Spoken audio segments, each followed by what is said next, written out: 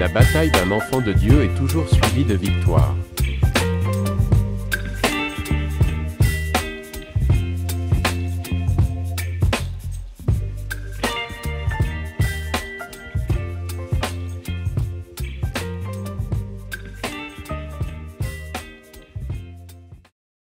Coucou.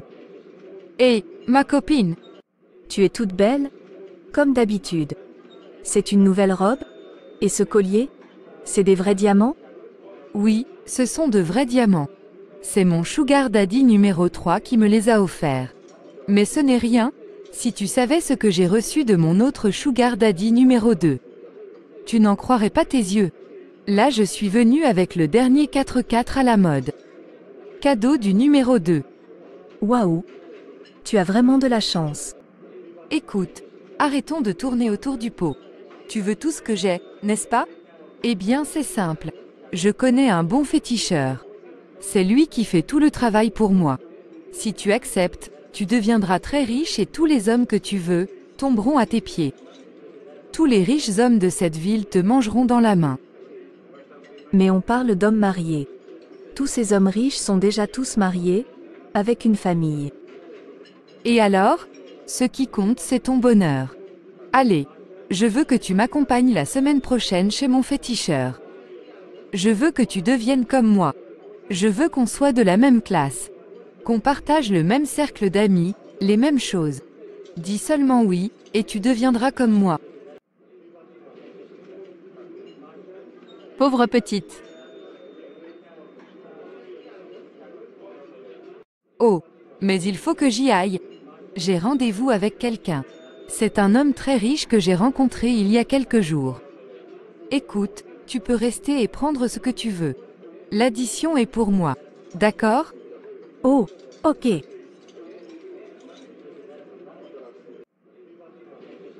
Ne l'écoutez pas. Sinon vous allez le regretter très amèrement. Pardon? Vous permettez que je m'asseye? Je m'appelle Olga. Je suis la propriétaire de ce restaurant. Mais avant d'en arriver là, j'ai été à la place de votre amie. J'ai fait tout ce qu'elle est en train de faire. Mais croyez-moi, ça n'emmène à rien. Cette vie, qu'elle vous propose. Oui, j'ai entendu ce qu'elle vous propose. Mais je vous assure, à la fin, cela n'apporte que le désespoir, la tristesse, la maladie, la souffrance. Et la mort. Pourtant vous êtes là, bien portante, propriétaire du restaurant le plus prisé de la ville. Ne vous fiez pas aux apparences. J'ai dû tout recommencer. Travailler à la sueur de mon front, avec l'aide et le pardon de l'Éternel Dieu. Et me voici aujourd'hui. Je suis riche, oui, mais de la richesse que m'a donnée l'Éternel. Comme vous, je pensais que pour être riche, il fallait passer par tous ces chemins tortueux. Voir des féticheurs, fréquenter des marabouts. Mais le plus riche, celui à qui appartient toute la richesse, est l'Éternel Dieu. Yahvé. Comme il est dit dans la Bible, dans le livre de Agé 2 au verset 8, « L'argent est à moi, et l'or est à moi, dit l'Éternel des armées. » Je ne comprends pas. Je vais vous raconter mon histoire, et comment l'Éternel m'a sauvée. J'étais jeune et belle, mais je n'avais pas d'argent. Nous étions très pauvres et ma famille n'avait pas les moyens de subvenir à nos besoins. Un jour, j'ai rencontré Adeline. Elle m'a initiée dans les chemins obscurs, m'a amenée chez des féticheurs pour qu'on me lave spirituellement. Afin que les hommes tombent comme des mouches en ma présence. Je suis devenue experte dans l'art d'aller consulter les marabouts et arracher à leur famille, des hommes respectables. Qui tombaient un à un par mes envoûtements et mes charmes. Le temps faisant, je me suis lancée dans une course folle vers l'argent et la destruction. Ma copine Adeline a quitté ce monde depuis, car elle n'avait pas rempli une condition qui lui avait été prescrite par un féticheur. Mais moi j'ai continué. Voici mon histoire.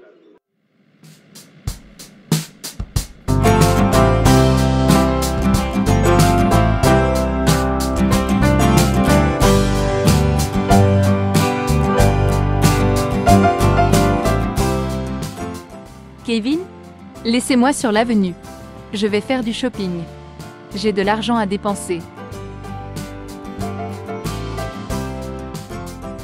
Vous avez trouvé votre bonheur, madame? Oui. Mais je vais encore regarder ces robes là-bas. Très bon choix, madame. C'est notre nouvelle collection. En édition limitée s'il vous plaît. Ok, super. Je prends tout. Mais je vais les essayer d'abord. Il y a trop de belles choses. Je ne sais pas où mettre la tête. Waouh! Choisis tout ce que tu veux. J'achète le magasin, si ça te fait plaisir. Merci mon chéri.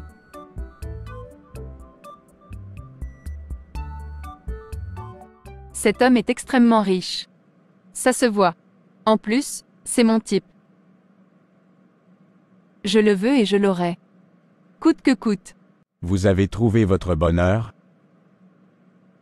La voie est libre. Je sais ce qui me reste à faire.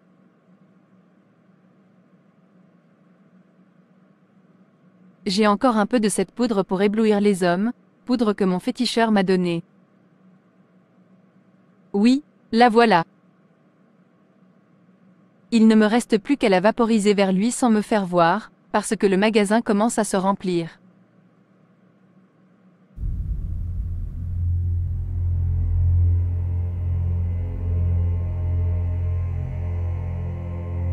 Bonjour joli garçon, je m'appelle Olga. Bonjour Olga. Moi c'est Moussa. Tu es vraiment très très belle. Je peux t'offrir un verre? Volontiers. On y va? Oui, on y va. Je crois que j'ai soufflé une dose trop forte du fétiche. Je vais aller voir mon féticheur pour qu'il réajuste tout ça. On y va. Voilà madame, avec les remerciements de la maison. Merci. Mais où est passé mon mari? Vous cherchez votre mari? Oui. Vous l'avez vu? Oui, il est parti avec une femme, qu'il a accostée dans le magasin. J'ai tout vu. Écoutez, soyez forte et battez-vous. Qu'est-ce que vous voulez insinuer? Écoutez, moi je vous informe juste de ce que j'ai vu. Après vous faites ce que vous voulez. C'est votre problème après tout.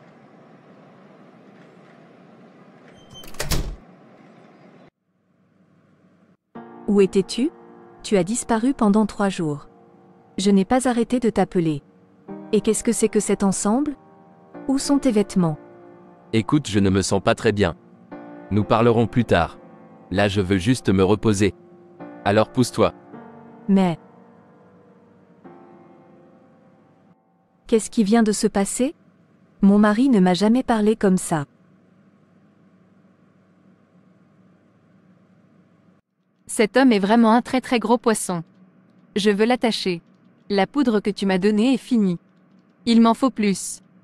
Je veux entrer dans son foyer, je veux que sa femme dégage. Oui, je veux prendre la place de sa femme. T'es-je déjà déçu? Non. Là, je vais te donner quelque chose de plus puissant. Quand je veux finir mon travail, cet homme va te manger dans la main. Il dira oui à tous tes caprices. Tu me connais, n'est-ce pas? En tout cas, je te crois. Si tu voyais le monsieur, quand j'ai soufflé ta poudre sur lui. Il était comme un mouton qui suit son maître. Tu connais mon travail. Ce n'est pas pour rien que toutes ces dames de la haute société viennent me voir. C'est moi qui les gère toutes. C'est moi qui tiens leur mariage avec les plus grands hommes du pays. En parlant de ça, qu'est-ce que tu as donné à Jasmine? En moins de 2 mois, elle a pu construire des immeubles, un hôtel de luxe, des propriétés dans tout le pays. Et son homme a quitté femme et enfants en un claquement de doigts. En tout cas, je veux la même chose qu'elle. Comme tu le sais, tout a un prix. Es-tu prêt à payer le prix? Quel sera le prix cette fois-ci? Tu sais bien que tu dois d'abord dire oui avant que je ne te dise la suite. Je souffre déjà beaucoup avec les conditions actuelles. Quelquefois, je voudrais juste arrêter. Je souffre trop. C'est toi qui vois. Donc pour le moment, je te redonne la poudre. Mais n'oublie pas de bien remplir toutes tes conditions. Cet homme te mangera dans la main. Tu vas éclipser sa femme. Elle ne sera plus qu'un mauvais souvenir pour lui. Pour ça, je te fais confiance.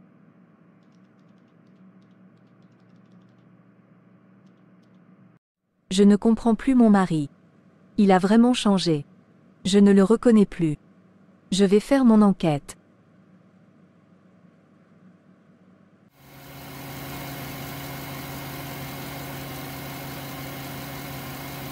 Selon mes sources, mon mari vient souvent ici.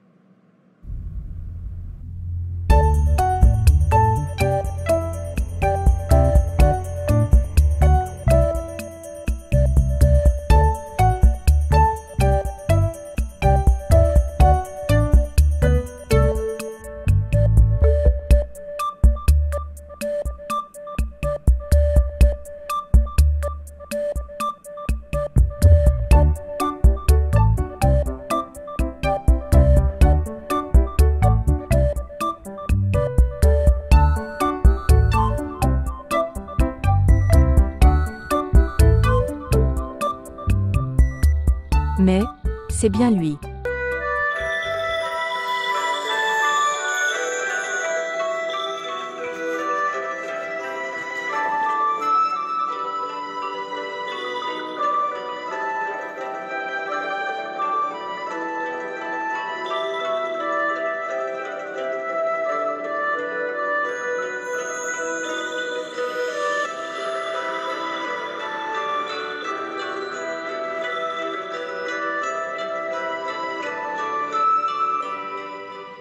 Seigneur, qu'est-ce que j'ai fait pour mériter ça? J'ai toujours soutenu cet homme depuis le début, alors que nous n'avions rien. Aujourd'hui il ose me faire ça?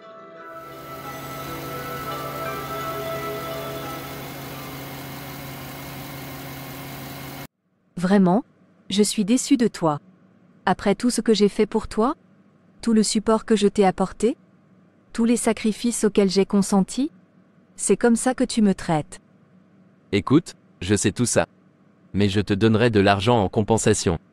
Mais il faut vraiment que tu partes. Je ne t'aime plus. Donc quand ça ne va pas, il ne faut pas forcer les choses. Depuis quand ça ne va pas? Ça allait très bien jusque-là? Jusqu'à ce que tu rencontres cette femme.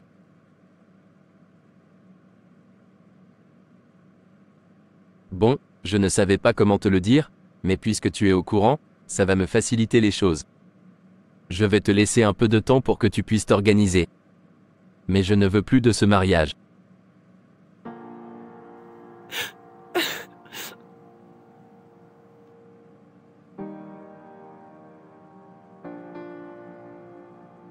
Je ne comprends pas.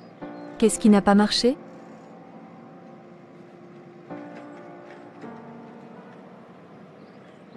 Mais, qu'est-ce que vous faites chez moi? Ce n'est plus chez toi, alors sors d'ici. Moussa a été assez patient comme ça. Je n'ai pas la même patience que lui, alors dehors.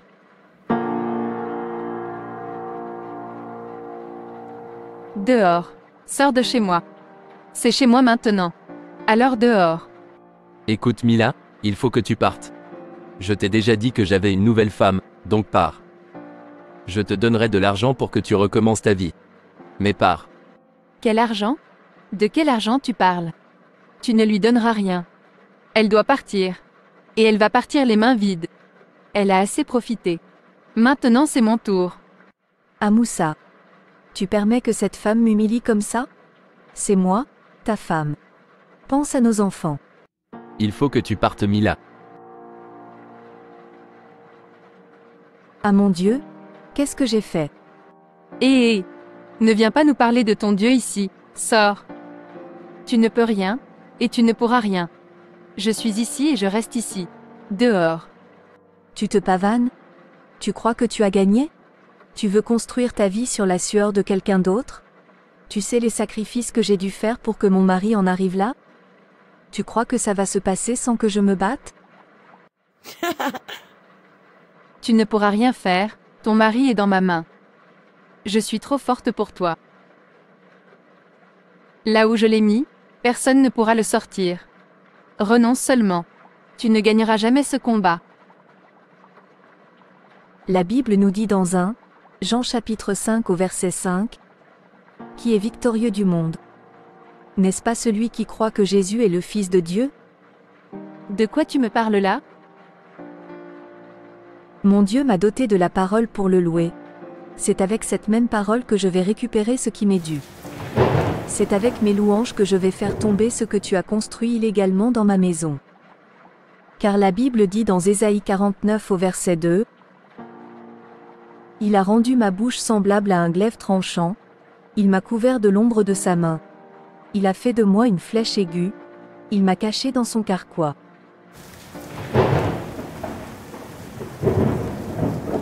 Vois comme je suis sereine pendant que je te parle. C'est parce que l'Éternel Dieu en qui je crois m'a déjà donné cette victoire.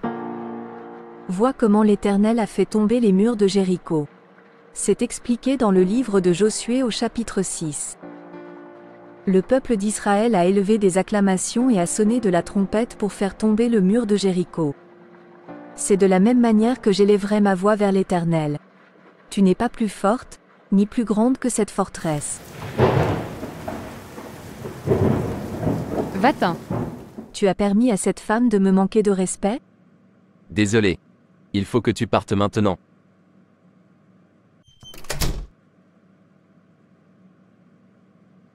Oui. Oui. Il faut que tu neutralises son ex. Si tu avais entendu le parole qu'elle m'a flanqué au visage. Oui. Elle est dangereuse. Là, j'arrive chez toi dans 10 voire 15 minutes. Ok. Oh maman, si tu avais vu Moussa. Il ne disait rien, il était planté là comme un robot. Au début, j'étais en colère. Mais ensuite j'ai décidé de tout confier à notre Seigneur Jésus-Christ. Et petit à petit, j'ai senti une paix intérieure m'envahir. Je n'aurais jamais cru cela possible. Le Seigneur m'a apaisé, là, devant mon adversaire. J'ai passé des semaines dans le trouble, à suivre mon mari à essayer de comprendre. Et là j'étais en face de cette femme, et le Seigneur a versé sur mon cœur comme un souffle de fraîcheur. N'aie pas peur ma fille, c'est le Seigneur qui t'a inspiré tout ce que tu as dit ce jour-là. Nous allons prier, nous allons supplier le Seigneur pour ton cas. N'aie pas peur. Merci maman.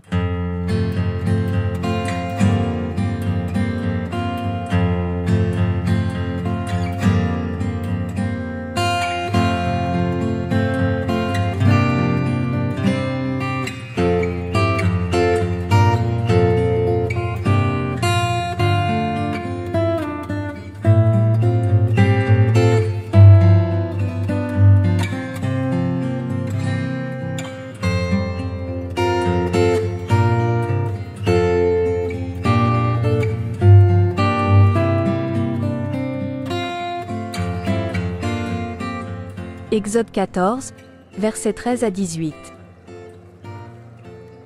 Moïse répondit au peuple. Ne craignez rien, restez en place, et regardez la délivrance que l'Éternel va vous accorder en ce jour. Car les Égyptiens que vous voyez aujourd'hui, vous ne les verrez plus jamais. L'Éternel combattra pour vous, et vous, gardez le silence. L'Éternel dit à Moïse, pourquoi ces cris? Parle aux enfants d'Israël, et qu'ils marchent. Toi, lève ta verge, étends ta main sur la mer, et fends-la, et les enfants d'Israël entreront au milieu de la mer à sec. Et moi, je vais endurcir le cœur des Égyptiens, pour qu'ils y entrent après eux. Et Pharaon et toute son armée, ses chars et ses cavaliers, feront éclater ma gloire. Et les Égyptiens sauront que je suis l'Éternel, quand Pharaon, ses chars et ses cavaliers, auront fait éclater ma gloire.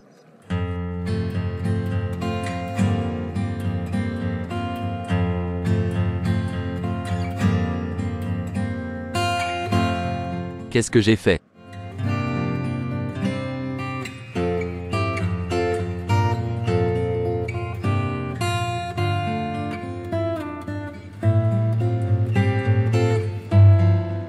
Qu'est-ce que j'ai fait? J'étais heureux avec ma Mila. Elle a toujours été loyale. Elle m'a soutenu depuis que nous étions jeunes. Elle a toujours été mon premier supporteur, me poussant toujours plus loin pour ma réussite. Ce que je suis aujourd'hui, je le lui dois. Qu'est-ce qui m'est arrivé?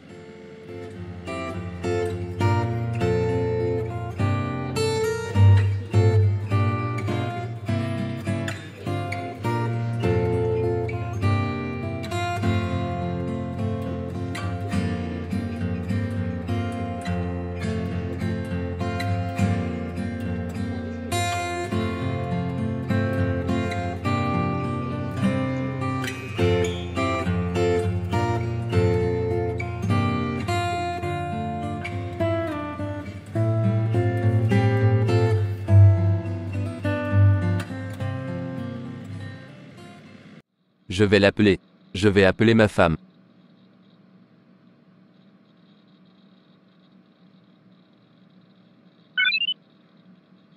Allô? Mila? C'est moi. Est-ce qu'on peut se voir pour parler? Je suis désolé pour tout ce que je t'ai fait. Est-ce que je peux venir te voir?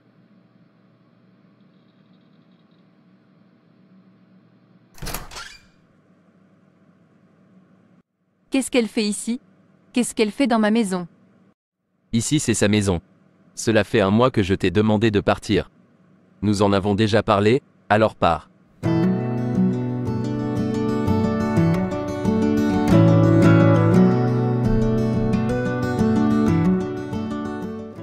L'Éternel Dieu, Yahvé Sébaoth donne toujours la victoire. J'étais dans mon bon droit et j'ai levé les mains vers mon Créateur, et il m'a répondu. Mais grâce soit rendue à Dieu, qui nous donne la victoire par notre Seigneur Jésus-Christ. 1 Corinthiens 15 verset 57. Il faut que tu partes maintenant.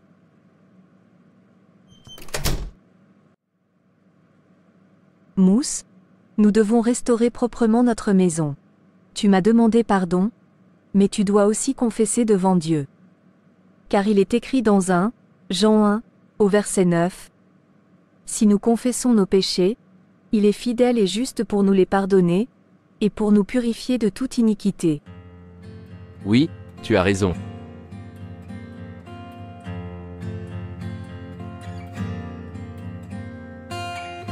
Et tu devras aussi faire un bilan de santé.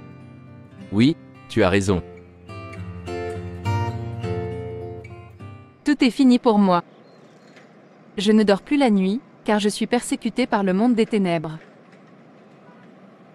La féticheuse m'a chassée car je n'ai plus d'argent. Je n'ai plus rien. Mais comment cette Mila a fait pour reconquérir son mari? Je ne comprends pas. La féticheuse là, c'est la plus puissante du pays. Elle parle avec des esprits puissants. Comment se fait-il qu'avec tout ça, j'en suis arrivée là? J'ai été jetée comme une malpropre d'une maison que j'avais minée du sol au plafond. Comment est-ce possible?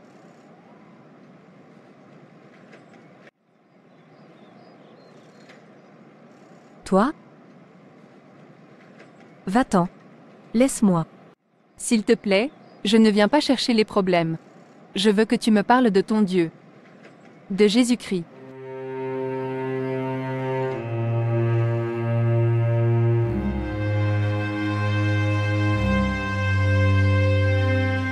D'accord. Et c'est comme cela que j'ai rencontré le Seigneur. Grâce à une femme que j'avais fait souffrir. Elle n'a pas regardé ce que je lui avais fait, car elle a compris que j'étais sincère. Je lui ai demandé pardon et elle m'a pardonné. Bien qu'elle soit restée très méfiante, ce que je comprends tout à fait, elle m'a expliqué qu'avec Dieu, j'allais m'en sortir. Accepter Dieu dans ma vie a été salvateur pour moi. J'ai été purifiée et pardonnée par mon Dieu. J'ai tout recommencé du début. J'ai travaillé et j'ai monté mon propre business. Sans fétiche, sans magie. Mais avec la grâce de mon Dieu qui m'a pardonné. Alors croyez-moi, vous n'avez pas besoin de tout cela ma petite. Travaillez, trouvez quelque chose à faire, et remettez le reste entre les mains de Dieu. N'entrez pas dans la vie que vous vend votre copine, sinon ça finira très très mal pour vous. Ça se finit toujours mal. Le malin n'a pitié de personne. Pour ma part, l'Éternel m'a pardonné. Et je voudrais citer le psaume 34 qui dit « Je bénirai l'Éternel en tout temps. Sa louange sera toujours dans ma bouche. » Que mon âme se glorifie en l'Éternel. Que les malheureux écoutent et se réjouissent. Exaltez avec moi l'Éternel. Célébrons tout son nom. J'ai cherché l'Éternel, et il m'a répondu. Il m'a délivré de toutes mes frayeurs. Quand on tourne vers lui les regards, on est rayonnant de joie, et le visage ne se couvre pas de honte. Quand un malheureux crie, l'Éternel entend, et il le sauve de toutes ses détresses. L'ange de l'Éternel campe autour de ceux qui le craignent, et il les arrache au danger.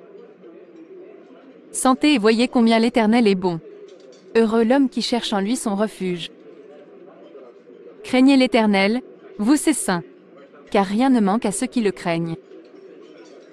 Les lionceaux éprouvent la disette et la faim, mais ceux qui cherchent l'Éternel ne sont privés d'aucun bien.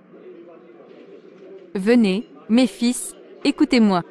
Je vous enseignerai la crainte de l'Éternel.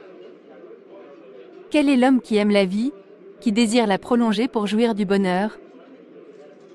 Préserve ta langue du mal, et tes lèvres des paroles trompeuses. Éloigne-toi du mal, et fais le bien. Recherche et poursuis la paix. Les yeux de l'Éternel sont sur les justes, et ses oreilles sont attentives à leurs cris. L'Éternel tourne sa face contre les méchants, pour retrancher de la terre leurs souvenirs. Quand les justes crient, l'Éternel entend, et il les délivre de toute leur détresse. L'Éternel est près de ceux qui ont le cœur brisé, et il sauve ceux qui ont l'esprit dans l'abattement. Le malheur atteint souvent le juste, mais l'Éternel l'en délivre toujours. Il garde tous ses os, aucun d'eux n'est brisé. Le malheur tue le méchant, et les ennemis du juste sont châtiés. L'Éternel délivre l'âme de ses serviteurs, et tous ceux qui l'ont pour refuge échappent au châtiment. Waouh! Merci de m'avoir raconté votre histoire. C'est le Seigneur qui vous envoie. Merci, vraiment. Je ne veux pas tomber dans les mains du malin. Je vais travailler et présenter à Dieu mon avenir. C'est une sage décision. Vous ne le regretterez pas. Merci. Psaume 32 verset 5. Je t'ai fait connaître mon péché, je n'ai pas caché mon iniquité. J'ai dit, j'avouerai mes transgressions à l'Éternel. Et tu as effacé la peine de mon péché.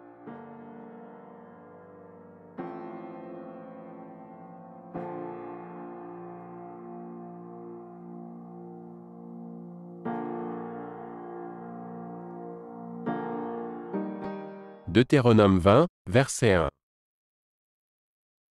Lorsque tu iras à la guerre contre tes ennemis, et que tu verras des chevaux et des chars, et un peuple plus nombreux que toi, tu ne les craindras point. Car l'Éternel, ton Dieu, qui t'a fait monter du pays d'Égypte est avec toi.